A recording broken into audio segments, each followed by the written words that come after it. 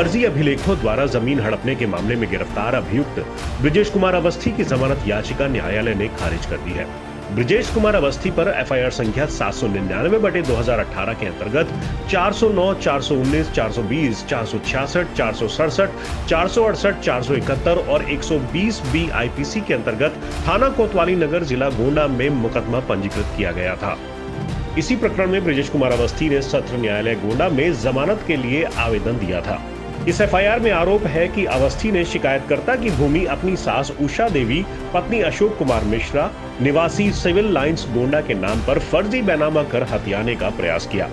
जिला शासकीय अधिवक्ता ने जमानत का विरोध करते हुए कोर्ट में कहा कि ब्रिजेश अवस्थी ने अपने साथियों के साथ मिलकर बिना किसी दस्तावेज बैनामे के सरकारी अभिलेख R6 रजिस्टर को कर्मियों की मिलीभगत से प्राप्त कर उसमें कूट रचित अंकना कर जमीन का नामांतरण आदेश कराकर विवादित भूमि को अपनी सास उषा देवी के नाम करा दिया। अवस्थी के विरुद्ध इसी प्रकार के अपराधों की लगभग 50 मुकदमों का आपराधिक इतिहास है।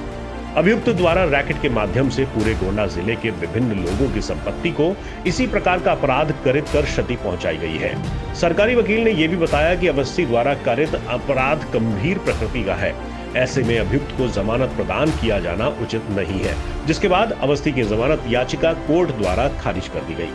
एक दूसरे मामले में जेल में बंद पूर्व सब रजिस्ट्रार सौरभ सिंह की जमानत याचिका सत्र न्यायालय द्वारा खारिज कर दी गई है। सौरभ सिंह के विरुद्ध एफआईआर संख्या 284/2019 के अंतर्गत धारा 419, 420, 467, 468, 471, 120 बी आईपीसी के अंतर्गत कोतवाली नगर जिला गोंडा में मुकदमा पंजीकृत है। इस जमानत का विरोध करते हुए सरकारी वकील ने न्यायालय को बताया कि इस मुकदमे के वादी के पिता स्वर्गीय राम नारायण पांडे के नाम से एक वसीयतनामा 9/1/96 को ब्रिजेश अवस्थी तथा अन्य अभियुक्त गण मत्स्येंद्र, ज्ञानेंद्र और कौशल कुमार द्वारा कूट रचित तरीके से तैयार किया गया और वादी के पिता की मृत्यु के उपरांत लगभग 22 वर्षों के बाद अन्य अभियुक्त गणों द्वारा सौरभ सिंह, जो कि सरकारी सेवक और प्रभारी उप निबंधक के पद पर कार्यरत थे, को अपने साथ मिलाकर जालसाजीपूर्ण मिलीभगत से कूट रचित तरीके से तैयार किए गए अपंजीकृत वसीयतनामा दिनांक 9/1/1996 का पंजीकरण दिनांक 20/11/2018 को करा लिया गया।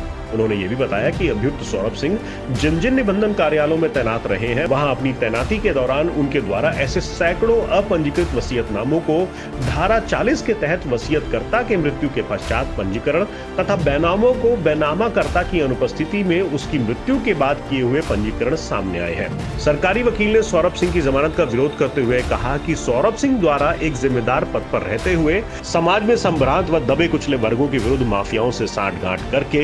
जमीनों की हेराफेरी में महत्वपूर्ण भूमिका निभाई गई है। इसलिए सौरभ सिंह को किसी भी दशा में जमानत नहीं दी जाए, जिसके बाद कोर्ट ने सौरभ सिंह की जमानत याचिका को खारिज कर दिया।